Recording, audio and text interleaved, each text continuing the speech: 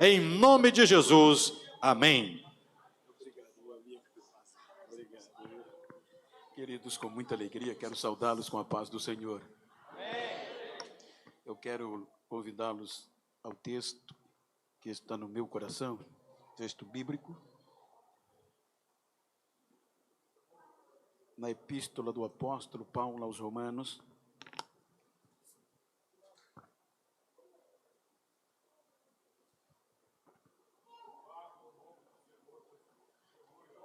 o resumo de toda a profecia. Capítulo 12, capítulo 5, melhor dizendo, perdão, capítulo 5 da epístola do apóstolo Paulo aos Romanos. Eu quero ler 2 versículos, o versículo 14 e o 17, para não ser redundante.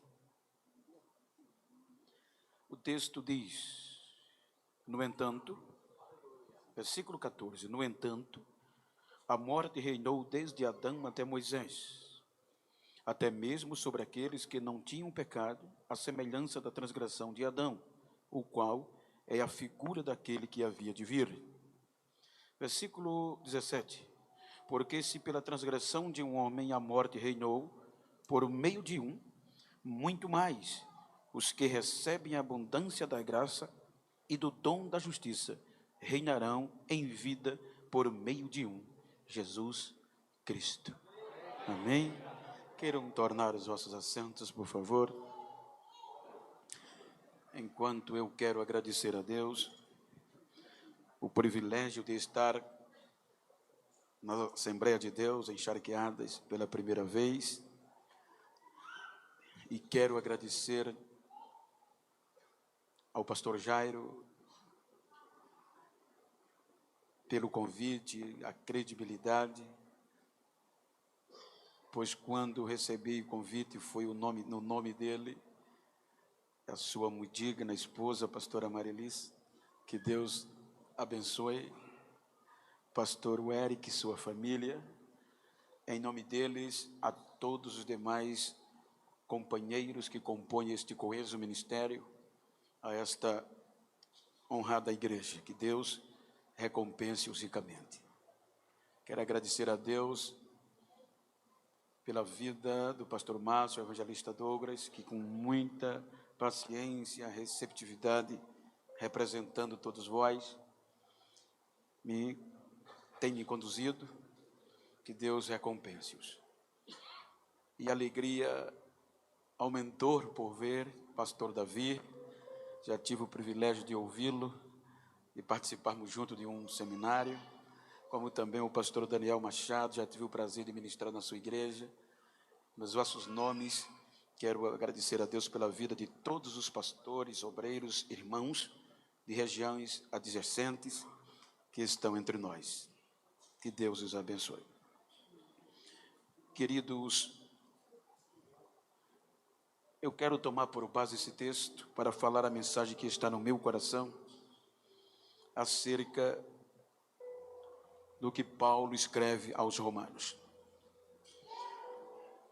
Por falar em Romanos, seria inconcebível sem primeiro fazer uma introdução acerca deles. Romanos, quando o texto se dirige à carta a esta igreja, não era qualquer igreja, não era qualquer cidade ou região. Roma era a capital do mais poderoso e o mais vasto império daquele período, daquele tempo. Período de um poder político, econômico, militar.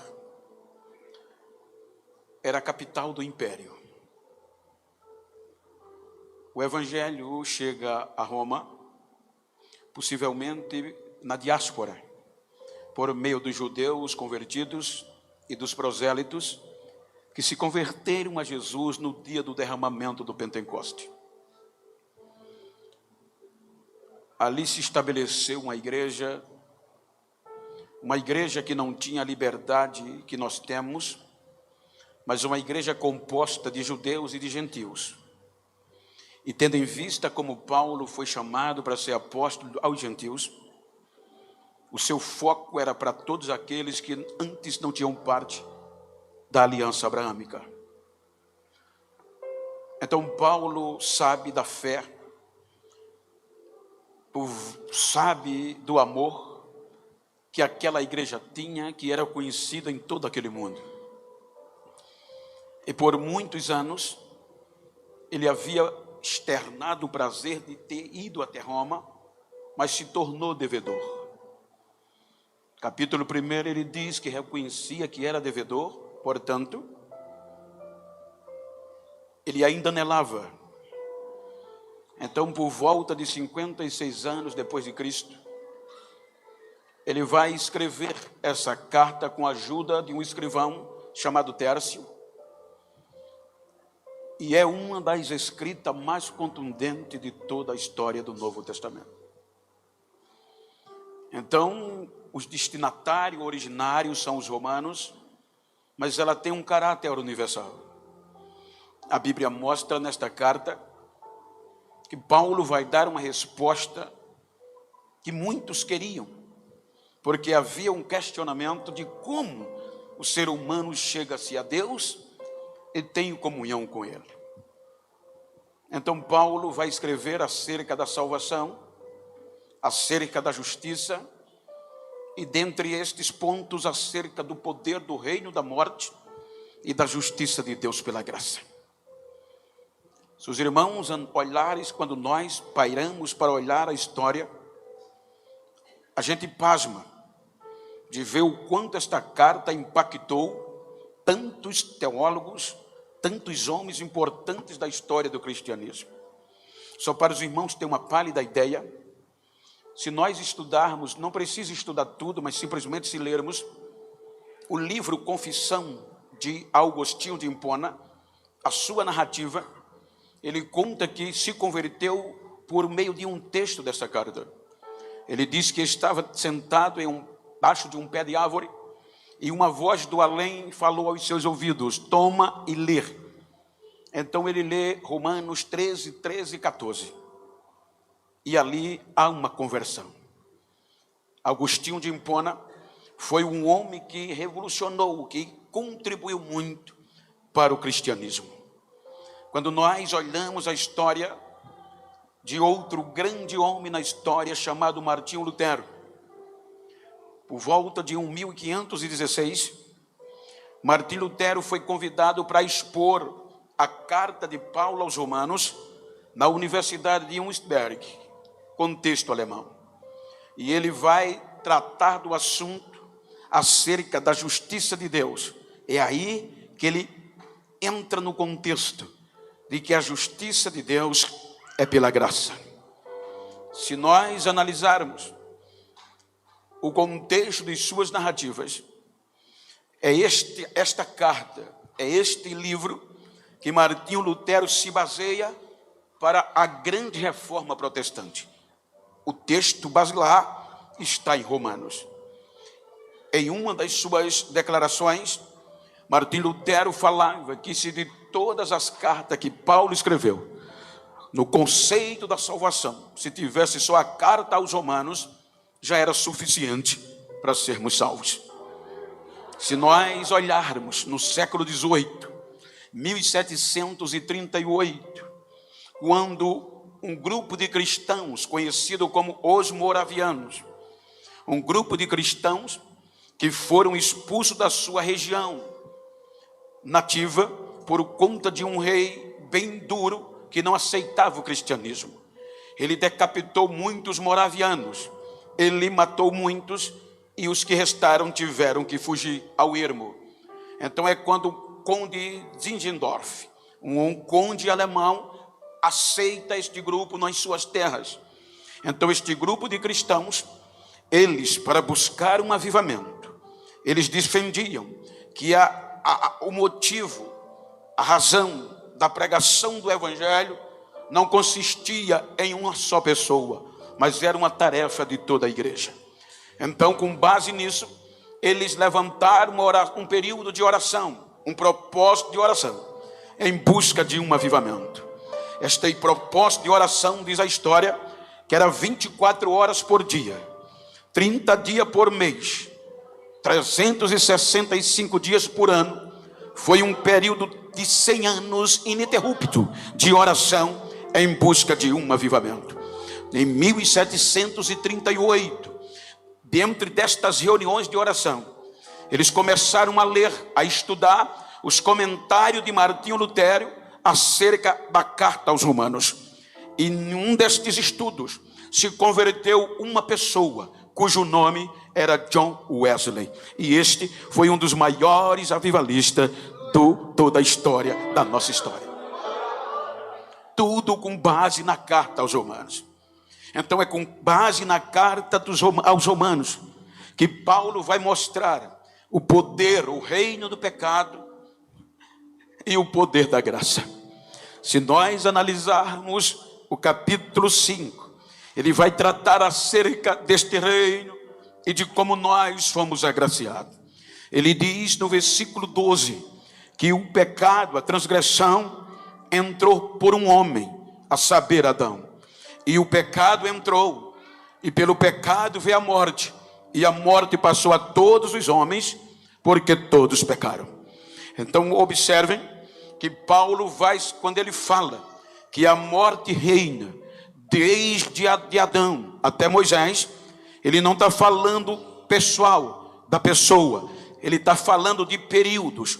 O período do não imputar o pecado e o período da lei a respeito de Israel. Se nós analisarmos, ele diz que na geração de Adão o pecado não foi imputado, porque não havia lei, e se não há lei, não há pecado. Mas quando nós analisamos, você observa que o pecado entra, e pelo pecado a morte, e a morte passa a todos, que Paulo diz, e ela reina. Quem reina, domina. Então a morte reina desde Adão, e nós percebemos que até o capítulo 6 do Gênesis, veja que a morte, por meio do pecado, reina. O pecado no capítulo 6 tem um poder tamanho que chega a alcançar toda a humanidade, porque a epígrafe do capítulo 6 do Gênesis diz que todo o gênero humano se degradou pelo pecado. Então é quando Deus vem e o cheiro do pecado é o que ele sente nas narinas. Então Deus decide condenar, julgar e destruir o ser humano por conta do pecado, porque a morte, através do pecado, pede a condenação definitiva do ser humano. Ela reinava, ela mandava por meio do pecado. Então diz a Bíblia que Deus disse: me arrependi de haver feito um homem que criei, e resolvi dar fim a ele. Eu vou terminar, vou acabar com ele, a terra e tudo o que eu criei, por um motivo: o pecado. Quando nós analisamos o contexto, os irmãos observam no versículo 3 do capítulo 6, que o próprio Deus diz: o meu espírito não insistirá, não contenderá com o ser humano, pois tudo dele é mal. Então Deus assina, Deus delibera a destruição fatal, definitiva, a separação do homem com ele.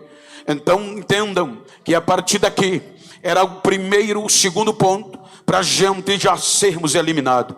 Mas quando já estava deliberado a destruição total da raça humana, aí Deus usa um recurso que nós não merecíamos, chamado graça. A graça é favor imerecido, era que nós não merecíamos. Então Deus, por meio da graça, a Bíblia diz que Noé acha graça aos olhos de Deus. Isso implica dizer que nem Noé merecia, ninguém merecia. Ele acha graça, e Deus, como justo era, ele vai, destrói, mas preserva 8 almas do ser humano para dar um recomeço lá na frente. O dilúvio vem, arrasa com o ser humano. Agora a morte, o pecado parecia não ter mais chance, porque aquelas 8 almas foram alcançadas pela graça, preservadas para um recomeço. Capítulo 8 do Gênesis, lembrou Deus de Noé e de sua família, e os tira da arca com os casais de animais que ali estavam. Então vejam que Deus recomeça, Deus dá tudo que Adão perdeu e ainda faz uma nova aliança de fidelidade. Quando nós vamos para o capítulo 11 do Gênesis, a gente depara com o fim, com a degradação de novo. O pecado vem e assola a geração de Noé, ainda no contexto de Adão. Até aqui não havia lei e o pecado não era imputado, conforme Paulo fala no contexto que nós lemos, no contexto anterior. Então vejam que no capítulo 11, a geração que agora é de Noé, mas a sequência de Adão é ludibriada pelo pecado e obviamente a morte reina de novo. Então aquela geração vai se degradar, desobedecendo e quebrando a aliança de fidelidade que fez com Deus. Então agora o pecado vem, a morte vem e começa a reinar de novo. No recomeço, a morte predomina, então o pecado predomina. Então vem o capítulo 12. No capítulo 12, então Deus, no meio da injustiça, vai gerar um projeto espiritual, um projeto que fosse capaz de vencer o pecado e a morte. Então Deus vai a Abraão e vai formar este projeto para resgatar todas as famílias da terra por meio da espiritualidade deste projeto. E diz a Abraão: sai da tua terra, do meio da tua parentela, e vai para uma terra que eu vou te mostrar. Abraão, disse Deus no versículo 3 do capítulo 12: por meio de você eu vou abençoar todas as famílias da terra. Então por meio de Abraão, Deus vem Isaac e Jacó. Então vai eclodir o projeto Israel. Desde o começo, desde o pecado de Adão, Deus não tinha mais descido na terra para ser adorado, porque o pecado e a morte não deixavam o homem se aproximar de Deus. O homem, o ser humano, ter comunhão com Deus. Por conta do pecado, consequentemente a morte. Então agora o projeto Israel era para que agora Deus descesse na terra. E este projeto, justificado por a lei, pudesse se aproximar de Deus. Então quando Deus tira Israel do Egito, ele é escravo. E Deus tira para ser livre, um povo espiritual. Em todo o planeta Terra não havia um povo mais diferente. O único povo escolhido por Deus para ligar terra, céu, céu e terra de novo. Então quando 3 meses o povo sai do Egito, chega na planície do Monte Sinai. Então Deus diz: Moisés, sobe aqui e vai fazer uma proposta de aliança com o povo de Israel. Então o povo combina, o povo em um som só diz que está disposto a obedecer a Deus. Depois que o povo ratifica a aliança, aí Deus vai tratar de como afastar Israel do pecado. Ali vem a aliança, e Deus, sabendo que pela prática do homem era impossível Israel ter comunhão com ele, aí Deus usa o sangue de novilho de animais puros, sem defeito. Aquele sangue ia justificar Israel diante de Deus. Então é ali que Deus vai dar a lei. Quando Paulo diz Moisés, ele está relacionando a lei. O período de Adão foi até aqui, agora vai começar o Moisés, a lei. Até Adão a morte reinou. Então a proposta pela lei era que a lei ia proteger Israel do pecado. Ou seja, agora Deus faz a aliança. Capítulo 24 do Êxodo. No capítulo 25, aí Deus vai preparar um local para ele descer na terra, como descia no tempo de Adão, e ser adorado. Ou seja, o tabernáculo. No tabernáculo, Deus vai dizer como queria. A menor e a maior peça do tabernáculo foi Deus que Deus deu como queria que fosse feito. E assim deu um sumo sacerdote chamado Arão. Ele dá as medidas da altura, da largura do tabernáculo. O interessante é que para ele descer no meio do povo e Israel ser justificado, primeira coisa, o altar do sacrifício do holocausto. Depois a bacia, o lavatório. Aí vem o lugar santo, mesa dos pães, o candelabro e o altar do incenso. Aí vem o véu, depois do véu, o lugar santo dos santos. Então, o lugar santo dos santos era o lugar da glória descer na terra. Desde o Gênesis 3, nunca desceu até que Adão pecou. Agora vai Deus descer de novo na terra e manifestar a sua glória no meio dos seres humanos. Mas agora, uma só vez no ano, justificados pelo sangue de animais, justificados pelo sangue de animais puro e sem defeitos. Então, como é que Deus exige? Primeiro, para eu descer, tem que ter sacrifício, porque era o sangue que justificava o povo de Israel. Então, os sacerdotes pegavam os sacrifícios de animais limpos, puros, que o povo trazia e imolava, derramava o sangue e depois queimava o sacrifício. Depois que eles faziam isso, vejam que eram muitos animais mortos. Havia carniça, havia inseto, havia mosca, havia varinjeira.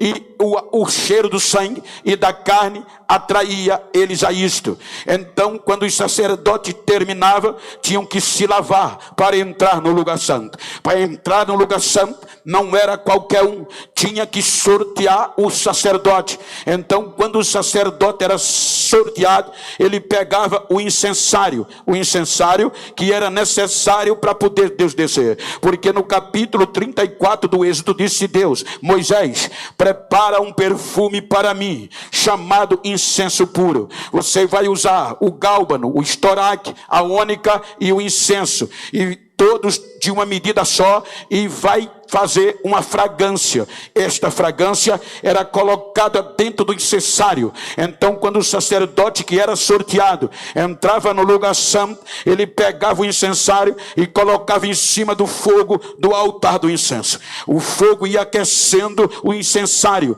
e a fumaça ia subindo. Este incenso tinha um poder tão grande que diz a arqueologia que num raio de 3 quilômetros do tabernáculo, aonde tinha mosca, inseto, eles morriam pelo poder da pureza do incenso. Era tamanho. Então, enquanto ele estava sendo queimado, então o cheiro ia exalando, e em vez também de sair para as laterais, a Bíblia diz que ele subia à atmosfera. E quando esse cheiro do perfume subia, aí Deus sentia o cheiro do incenso, que representava a oração do povo justificada pelo sangue de animais. Aí Deus dizia a pureza. Aí Deus descia no lugar santo dos santos, em cima da arca. A glória descia, o véu estava aberto e o sacerdote entrava e o povo adorava, e o sangue de novilho justificava aquele povo. Agora Deus estava de novo na terra. Uma vez por ano a glória descia. Aí Paulo diz no próprio capítulo 5 que Deus dá a lei a Israel para destacar o pecado. Agora a lei faz Israel saber o que era certo e o que era errado. O sangue de animais, a lei foi dada a Israel para vencer o pecado. Mas o sangue de novilho, a lei enfermou, disse Paulo. A lei adoeceu. E o pecado entrou. O pecado vence Israel. Consequentemente, a morte. Aí Paulo diz que a morte reinou desde Adão até Moisés. O poder do reino da morte era tão forte que o único lugar que Deus descia na terra foi destruído, tornou-se cinzas. Deus, pela sua misericórdia, vai buscar Israel nos cacos no cativeiro e promete a eles: recomece. Como diz, eu não desisto de vocês. Prometo a vocês que a glória da segunda casa vai ser maior que a primeira.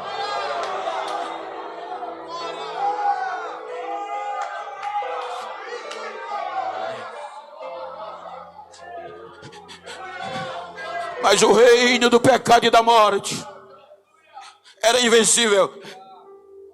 Por isso que Paulo diz que por um só homem entrou e isto passou a todos, porque todos pecaram. Ninguém venceu.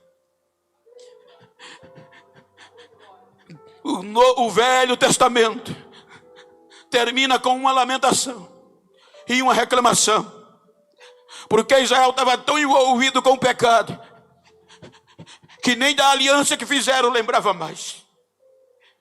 A aliança exigia animais puros, sem defeito, sem mácula.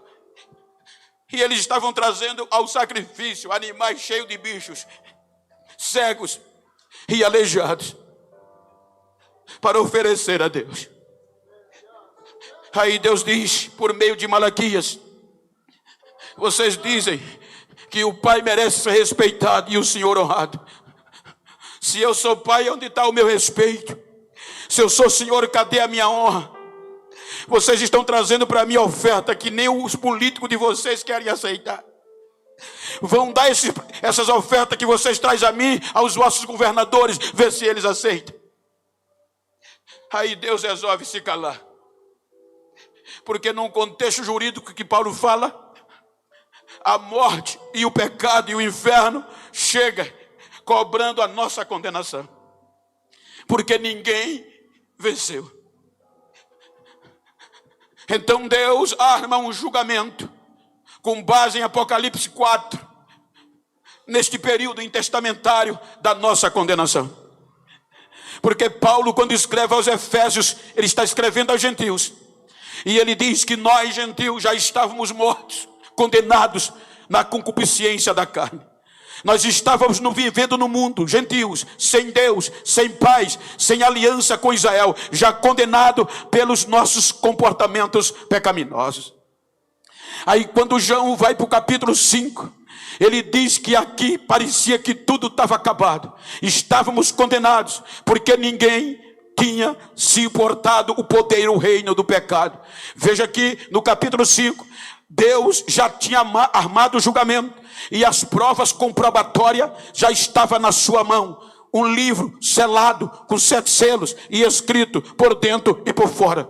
Provas mais que suficientes para ele nos condenar, como condenou os anjos quando pecaram de uma forma eterna, para desistir totalmente. Aí Deus apela e Deus pede, na nossa linguagem: procurem um promotor, procure um homem, procure um advogado que entre mim e eles, que possam defendê-los da condenação fatal. Aí vejam que houve uma procura. Os anjos procuram alguém para interceder, para aceitar a nossa causa, mas os anjos voltam com resultado: ninguém, Senhor, foi achado digno. Aonde vocês procuraram? No céu, na terra e debaixo da terra, e não foi achado ninguém. Ninguém quis assumir a culpa deles, ninguém quis assumir a causa dele, porque é irreversível, porque o pecado e a morte reinou. Veja o que é que a história mostra. Me permita fazer uma recapitulação bíblica. Paulo diz que por um homem entrou o pecado, e o pecado trouxe a morte, e a morte passou a todos, porque todos pecaram. Quando ele diz que ela entrou por Adão, na cronologia do tempo, na genealogia do rei, você vai ver que o pecado entrou por Adão, e obviamente o pecado trouxe a morte. Eu fiz um estudo rápido da morte nas suas fases. Eu entendi, geralmente, no contexto biológico, nós, qualquer um de nós, morrermos aqui agora. Se nós morrermos, obviamente, daqui uma hora, a morte vem. A morte veio, nos matou. Aí daqui uma hora vem veio o contexto do que a morte vai fazer em nosso corpo. Vai vir a decomposição. E ela acontece em 3 fases, ou 5, quero só citar 3. A primeira, começa com 1 hora depois, é chamada de autólise. Ela vem e ela para a corrente sanguínea, e parando a corrente sanguínea, ela vai esfriar o corpo. E a terceira vez, ela vai tornar o corpo pálido, vai ficando branco. Isso ela vai fazer entre 1 a 12 horas, ela tem este processo. Depois de 12 horas, aí vai entrar a putrefação. A putrefação, ela vai decompor, ela vai destruir o tecido do corpo do cadáver. Então, ela vai destroçar. Quando ela termina, ela vai de 0 a 24 horas. Depois de 24 horas, vem a fase da colonização, que é quando a putrefação fez e deixou agora para os insetos. Aí vem as lavras, vem os insetos, vem as moscas, vem todo tipo de coisa ruim para se alimentar do cadáver e, em suma, em temperatura ambiente, ele vai se decompor e vai tornar terra de novo. Era isso e era sempre isso que a morte fez. Ela, desde Adão, começou a fazer isso, reinar sobre o ser humano. Então diz a Bíblia que ela entrou por Adão, e Adão não venceu o processo do reino da morte. Mas a Bíblia diz que Adão gerou a Sete, e Sete também não venceu. Diz que Sete gerou a Enos, e nos dias de Enos voltou a ter culto, invocar o nome do Senhor. Mas o pecado vem, a morte vem e vence a geração de Enos. A Bíblia diz que Enos gera Cainã, Cainã gera Malalael, Malalael gera Jared, e Jared gera Enoque. A Bíblia diz que Enoque pregou firme e disse: eu não me curvo diante do pecado, e se não peca, a morte não vem. Aí Deus diz: eu vou te arrancar daí, sem tu ver a morte, para dar uma geração que vem aí. Ele é arrebatado, mas gera Metusalém. Metusalém vive 969 anos, mas a sua geração não vence. E o pecado e a morte vence a geração de Metusalém. Metusalém gera Lameque, Lameque gera Noé, e Noé sem Cã Jafé. O pecado e a morte vem, e só 108 almas são salvas por causa da graça. Aí passa o dilúvio. A Bíblia diz que Deus pega a geração de Sem para ver se vencia o pecado, mas não venceu. Mas Sem gera Arfaxade, Arfaxade gera Elar, Elar gera Eber, Eber gera Reu, Reu gera Peleg, Peleg gera Serug, Serug gera Naó, Naó gera Terá, e Terá gera Abraão.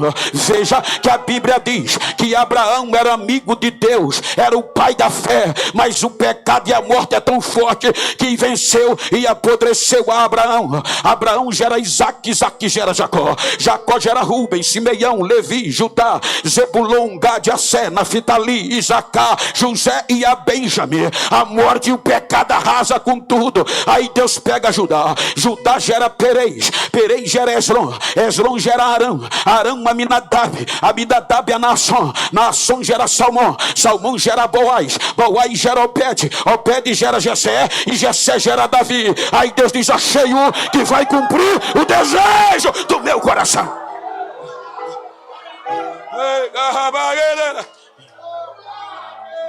O pecado e a morte vence Davi, mas Davi gera Salomão, Salomão, Roboão, Abias, Asa, Josafá. Josafá gera Jorão, Jorão gera Uzia, Uzia gera Jotão, Jotão gera Cais, e Acais a Ezequias. Ezequias gera Manassés, Manassés gera Amon, Amon gera Josias, e Josias Jeconia. E agora a lei também é vencida pelo pecado. É aqui que ele diz que até Moisés a morte reinou. Aí vão para o cativeiro. Depois do cativeiro já vem o Novo Testamento. Mateus vai relatar. Depois do exílio babilônico, ele diz que Salatiel gerou a Zorobabel, Zorobabel gerou a Abiúde, Abiúde Eliaquim, Eliaquim Azó, e Azó Zadok, Zadok gera Aquim, Aquim gera Eliúde, Eliúde gera Eliasar, Eliasar gera Matã, Matã gera Jacó, e Jacó gera José, que foi marido de Maria. Aí João diz que até aqui ninguém foi achado digno, mas no ventre de Maria, a graça, o poder da graça, ela veio.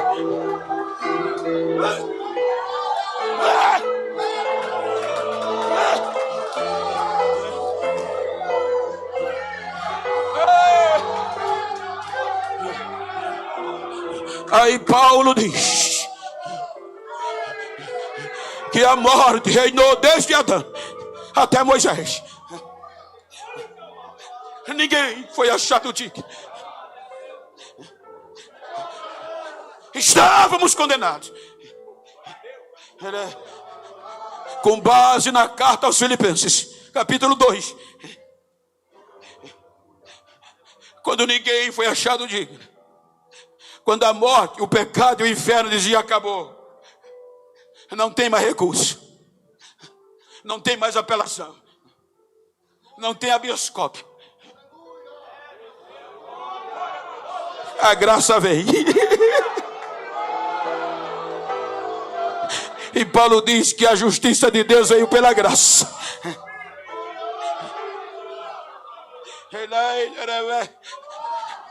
Eu vou, Pai, num pensamento conjecturando a minha mente, que no vazio do céu, aí a voz aparece, eu vou, Pai.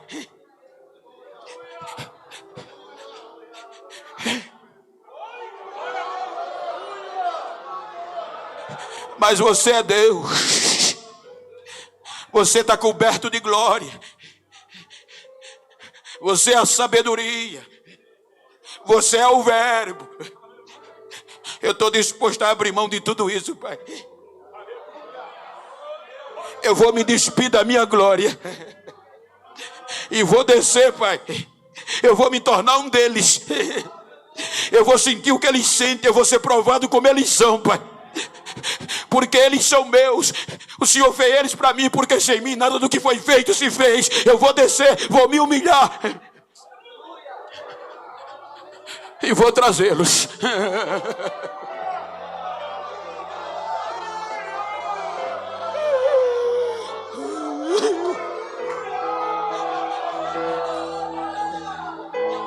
Ele nos amou quando nós ainda éramos pecadores. Quem faria isso?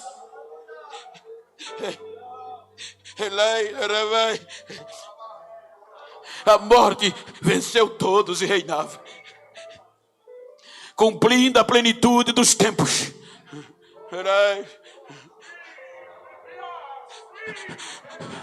Deus nos amou de uma tal maneira que deu o seu único filho, para que todo que nele crê não pereça, mas volte a ter o direito de vida eterna perdido por Adão. Cumprindo a plenitude dos tempos, Gálatas, Deus enviou seu filho, nascido de mulher, nascido sob a lei, para resgatar todos que estavam debaixo da lei. Ele se humilha, ele abre mão da sua glória e se torna um ser humano. Com 40 dias, ele veio para restaurar Israel. Com 40 dias, aproximadamente, ele é levado ao templo. Era para os sacerdotes reconhecer que a glória prometida estava voltando, tinha chegado. E agora não era uma arca, não era uma glória de arca, de madeira. Agora era o próprio Deus entrando no templo. Eles rejeitaram. Com 12 anos, ele volta ao templo. E eles rejeitam. Com 29 anos, ele começa a pregar a redenção do seu povo. E Israel rejeita. Aí Paulo, lá no capítulo 10 e 11, ele fala disso aqui. Que Israel rejeitou a justiça de Deus, mas Deus não rejeitou Israel. Quando ele chega no capítulo 11, ele vai mostrar que como Israel se endureceu, quis ser o tal e rejeitou, aí Deus olha para quem? Para os gentios. Só que para os gentios entrar, precisava Deus cegar a Israel ou endurecer, porque a natureza não aceitava.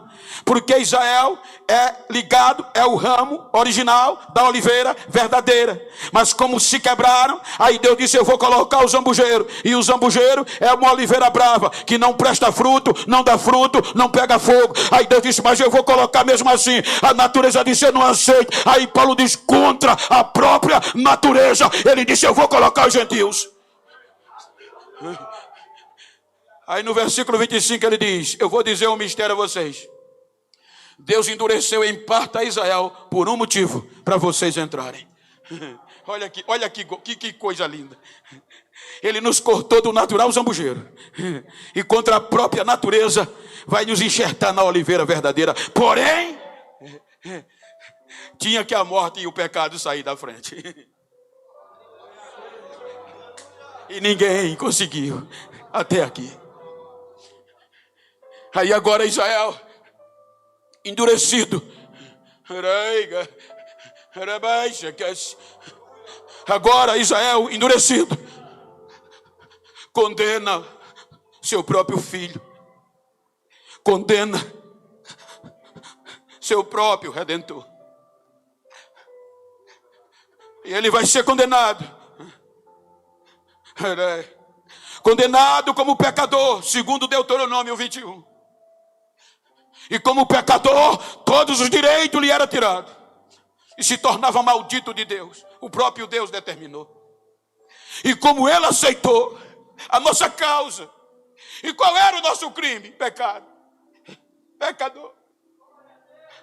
Ele disse: eu vou assumir a culpa deles. Aí Pedro disse que ele tomou sobre si a nossa culpa, o nosso pecado. E é condenado em nosso lugar, preso, e vai sofrer as sanções da condenação. Aquele castigo era para nós. Isaías diz que ele tomou sobre si as nossas misérias, as nossas chagas, nossas enfermidades, tudo que não prestava em nós, ele resolve tomar sobre si e se colocar entre nós e a ira de Deus. Preso, Pilatos é cobrado para investigar o seu crime, porque os judeus precisavam alcançar um motivo para condená-lo na ótica romana, porque a única autoridade que podia dar vida ou morte era Pilatos. Então ele só podia morrer na cruz se Pilatos sancionasse. Eles acusaram Jesus de ser inimigo de César e pediram uma investigação do governador. A Bíblia diz que Pilatos faz uma investigação e por 3 vezes, disse Lucas, ele diz: eu não achei nele crime algum. Mas apelaram pela crucificação, porque a culpa era nossa. O livro estava lacrado. Já estávamos condenados. Ele não abriu mão. É condenado e levado para o pretório, quartel-general. E agora vão o despir e expor a sua vergonha. Pega o fragum, que no original, desculpe, eu até usar essa, mas pega o chicote, cabo curto. A história diz que o fragum ou chicote era composto de várias tiras de couros, tiras grossas de couro cru. E na ponta dessas tiras, argola de chumbos e ossos pontiagudos de carneiros. A lei exigia 40 chicotadas, mas os fariseus, como eram ferrenhos, com medo de passar, eles aplicavam 40 menos uma, aplicavam 39. 39 chicotadas. O couro cru causava o inchaço da pele. E o chumbo, a contusão, fazia o corpo ficar dolorido e cheio de hematomas. O seu corpo foi dilacerado. E depois de ser surrado, chicotado, dilacerado, não abria a boca. Não reclamava.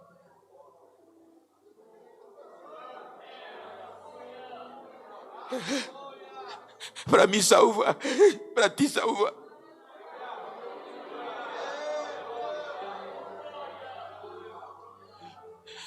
Até aqui a morte reinava. No contexto normal, era comum, a cruz era composta de duas peças. Uma que ficava pontiaguda enfiada, e a transversal, vertical e horizontal. A horizontal é chamada de patíbulo. E na forma tradicional, segundo os historiadores romanos, os condenados carregavam o patíbulo amarrado nas mãos, sobre a nuca ou sobre o lombo. Por que eles amarravam? Porque eles diziam, ele foi condenado à morte, então ele pode fazer qualquer coisa para se vingar e causar mal a alguém. Aí eles amarravam para inibi-lo de qualquer reação.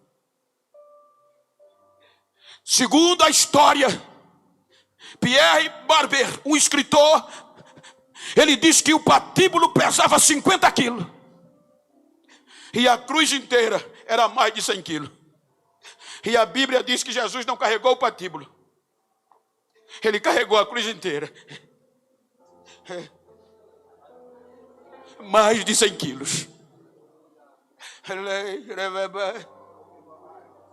Depois de ser dilacerado, os seus joelhos tremem. Em alguns pontos, ele precisa de ajuda. O sangue corria. As suas pisaduras marcas ficavam. E era por elas que estava a nossa cura. 9 horas da manhã é pendurado. Meio-dia, a natureza não acredita no que ele fez. E o sol, que segundo a ciência, ao meio-dia, ele atinge cerca de 2 milhões de graus Celsius, segundo o sol, para de brilhar. O sol não imita os seus raios.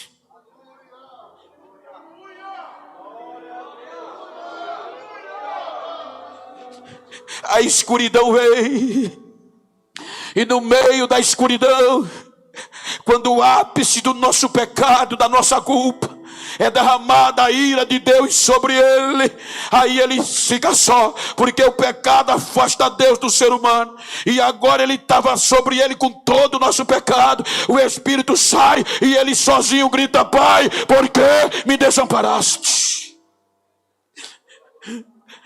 Era porque encharqueada no Rio Grande do Sul, em Alagoas, no Brasil, havia um projeto de Deus para uma geração pentecostal que iria vir. Diga para quem está ao seu lado: eu não sabia. Mas fala com vigor, diga: eu não sabia que tu era tão importante assim. Diga: a partir de hoje eu vou pensar mais um pouco antes de falar mal de você, porque você é precioso. Você custou caro.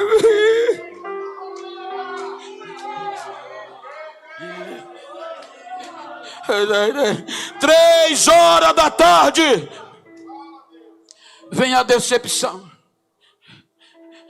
Porque 3 horas da tarde o seu corpo físico não aguenta. E no universo o grito vem: Pai, está feito. E a Bíblia diz que ele morreu. Se morreu, parou de respirar. Desde Adão até aqui, a morte bate no peito, usando nossa linguagem, e diz: pensei que era mais forte. Lembra que eu disse, e os estudos dizem, que no caso da morte de Jesus, a decomposição não ia precisar de 12 horas, porque o corpo dele já estava dilacerado. No máximo 7 horas, 6 horas, para a putrefação vir e depois os insetos chegar. Agora passa 1 hora, ele ainda está pendurado. 2 horas, ainda está pendurado. 3 horas, é quando José de Arimateia, às 5 horas da tarde, tira ele.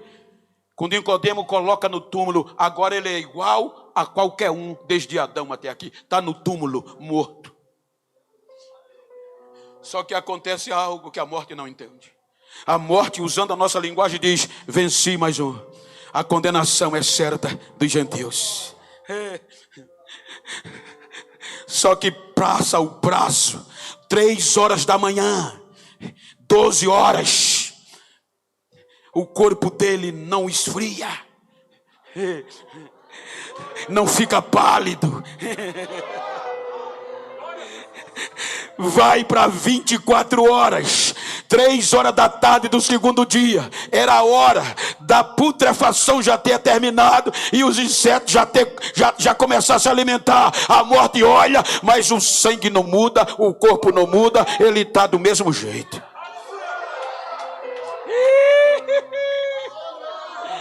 36 horas, 3 horas da manhã do último do terceiro dia. Aí a morte não aguenta, não muda nada, não mudou nada. Aí grita pela decomposição: decomposição, entra aqui. A decomposição grita de fora: não posso, eu só posso entrar se tiver pecado, e ele não tem. Chama o pecado, isso é com ele, resolva com ele. 4 horas da manhã, a morte grita pelo pecado: pecado, entra aqui. O pecado grita: não posso. A decomposição diz que a culpa é sua, ele diz: eu não posso entrar. O que é que hoje? Aí Hebreus 4,15 diz que o pecado grita: em tudo eu tentei, mas em nada ele pecou. Ele é santo, ele é puro, ele venceu, ele venceu, ele venceu.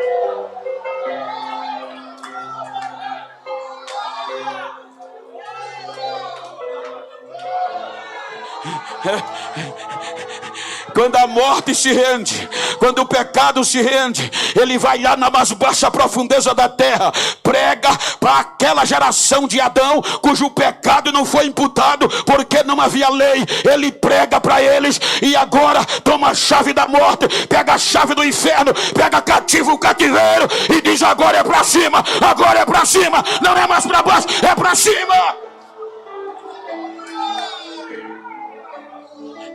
Quem vai chegando 5 horas da manhã? Maria Madalena. E ela já vem com o quê? Com a garrafinha de bálsamo. Para quê? Para embalsamar o resto mortais deles. Quando entra no túmulo, uá, vazio. Chora. Aí João diz que os anjos vêm e dizem: mulher, por que está chorando? Porque roubaram o corpo do nosso Senhor e não sabemos onde ele está. Aí quando ela se vira, pensava que era o coveiro. Aí, Raboni, aí vê, jardineiro, me diz aonde puseram o corpo dele. Maria. Ele não está mais aqui, disse os anjos, ele já voltou a viver. Ele já está vivo, ele já está vivo, ele já está vivo. Aqui se resume toda a profecia. Aqui se resume toda a profecia. De janeiro a dezembro se resume aqui.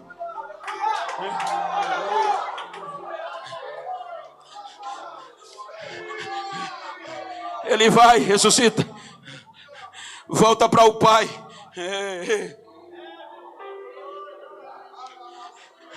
Aí João diz que ainda chorava muito, Apocalipse 5. O julgamento ainda continuava. Aí João chorava. Aí agora as portas do céu se abrem, alargada, para cumprir o que Davi profetizou. Levantai a cabeça, portais da eternidade, e deixa entrar o Rei da Glória. Porque Davi diz isso? Porque Davi sabia, como rei vitorioso, a honra, a glória de um rei, quando voltava da guerra com os despojos, para entrar na sua cidade. Por mais grande e mais largo que fosse o portão da cidade, não comportava a glória de um rei vencendo a guerra quando ele voltava. Aí Davi já profetiza: levantai a cabeça, portais eternos, e deixai entrar o Rei da Glória. Aí há uma pergunta: quem é o Rei da Glória? É o Senhor poderoso na batalha. Ele é. Aí ele vai entrando e entrando. Aí João diz que um anjo com a voz forte veio e disse: João, não precisa chorar mais. Quer que houve? Levanta a cabeça. O anjo grita: eis o leão da tribo de Judá, a raiz de Davi. Ele venceu. Ele é digno de tomar o livro, de quebrar os selos e de ler o livro. Aí João diz que quando olha, ele já está diante do que estava sentado no trono, sem questionar. Ele toma o livro que era direito dele. Quando ele pega o livro, o céu é impactado. Os 4 seres viventes e os 24 anciões, que até aqui só servia ao Pai, só adorava o Pai, não resistiu, botou o joelho aos pés do Cordeiro e começaram a adorar o Filho, e a dizer: digno tu és de tomar o livro, de desatar o livro e de ler o livro, porque tu morreste, mas venceste e estás vivo, e com teu sangue compraste para Deus povo, tribo, língua, raça e nação, e os fizeste adorador. João estava dizendo: agora não tem mais novilho, agora não tem mais véu, agora pode adorar, pode adorar, pode adorar, pode adorar.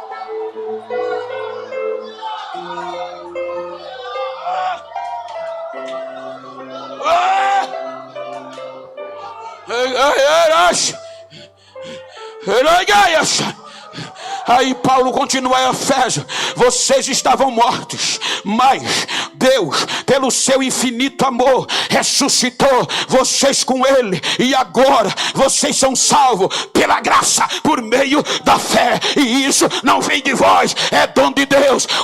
Vocês estavam longe, mas pela cruz chegaram perto, e agora não há mais diferença entre judeu e entre gentil, porque dos dois Deus fez um. Ei, não tem mais eu, adora!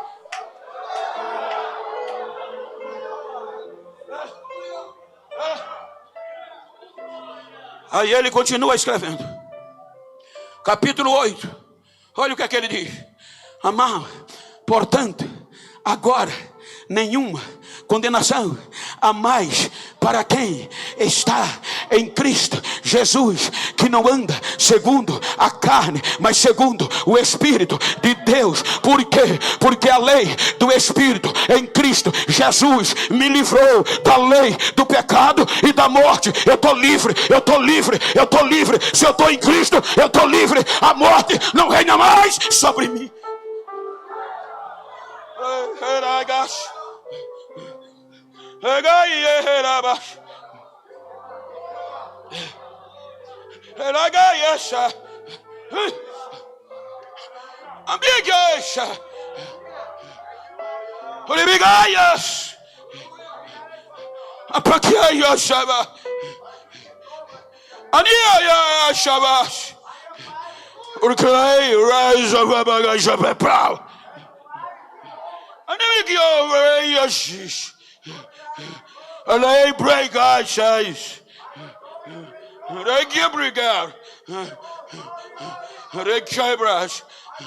Nestes últimos dias estou fazendo coisas sobrenaturais. Estou quebrando corações endurecidos e estou derramando a minha glória sobre eles. A minha unção está trazendo um grande avivamento para a minha igreja. E oxalá, digo eu, que começasse agora. Deus está em procura de coração quebrantado. Receba a apoteose da glória de Deus aqui agora.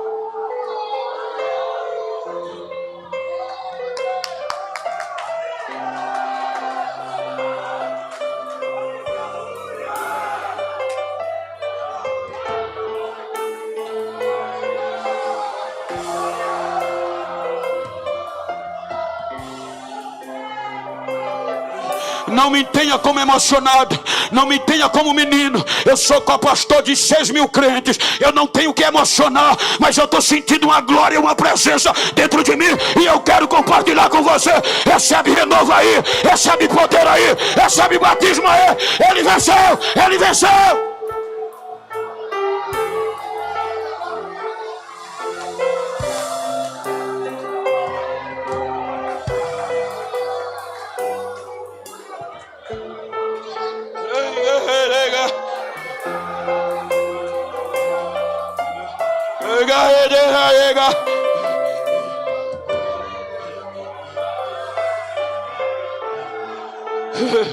Quando a filosofia romana, grega romana,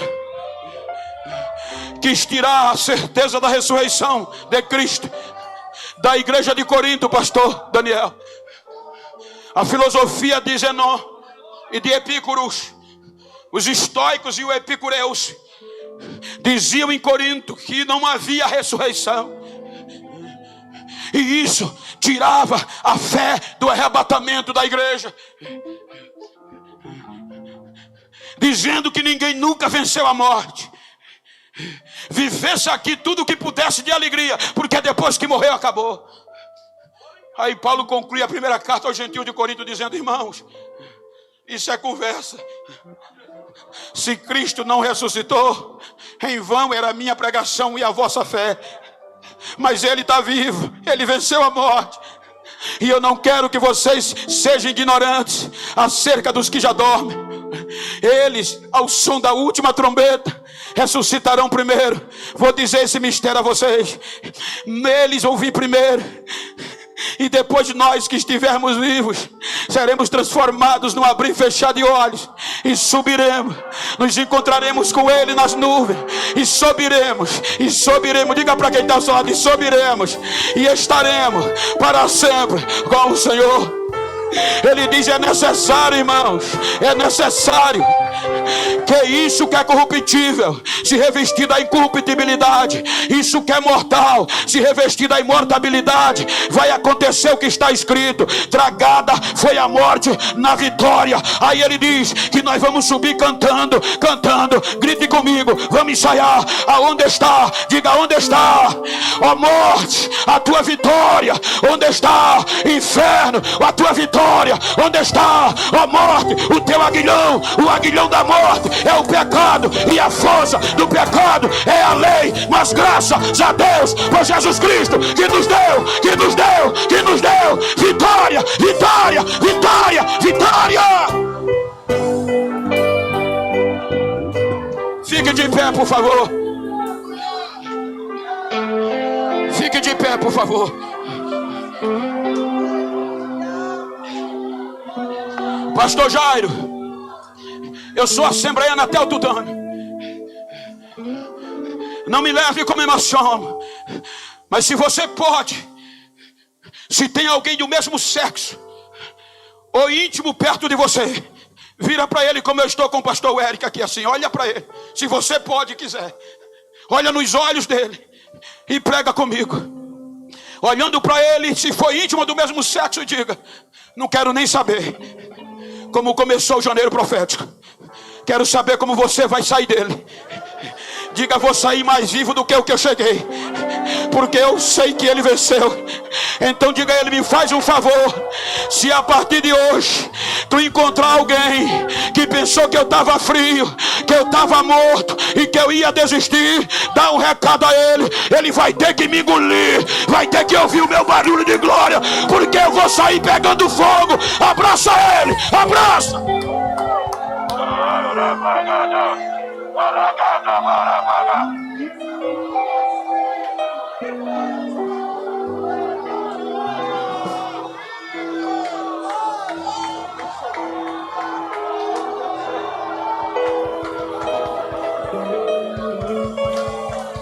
Ele venceu. Se ele venceu, deixa eu ouvir o barulho do Pentecoste. Deixa eu ouvir o barulho do Pentecoste. Deixa. Quem tem línguas estranhas fala. Quem não tem, recebe agora. Seja batizado agora. Mas reage.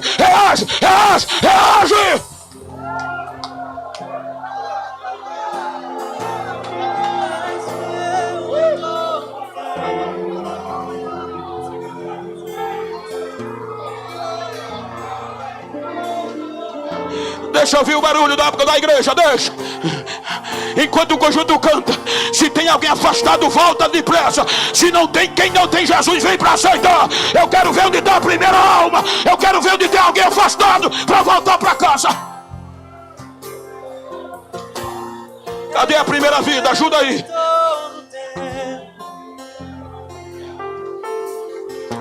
Em todo tempo tu és tão bom. Em todo fôlego. Ajuda a igreja, a primeira vida, onde é que está? Está vindo? Eu cantarei a bondade de Deus. A primeira está aqui. Me ajuda, a segunda está vindo. Em todo tempo. O juízo foi protelado. O juízo foi protelado. Para todos aqueles que estão em Cristo não há mais condenação. A terceira vida. Cadê a terceira vida? Está vindo? Está vindo aqui. Cadê a quarta pessoa para Jesus? Cadê você? Sai do teu lugar. A quarta já está vindo. Cadê a quinta? É hora da gente adorar. É hora da gente dar glória. Venha trazendo. Vá trazendo. Ajuda ela. Ajuda ela aí. Isso é evangelho. Isso é evangelho.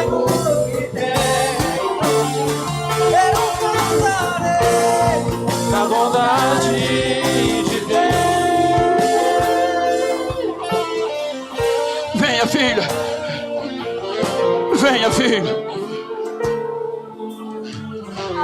A graça é favor que a gente não merece. Te amo, Deus. Tua graça nunca falha.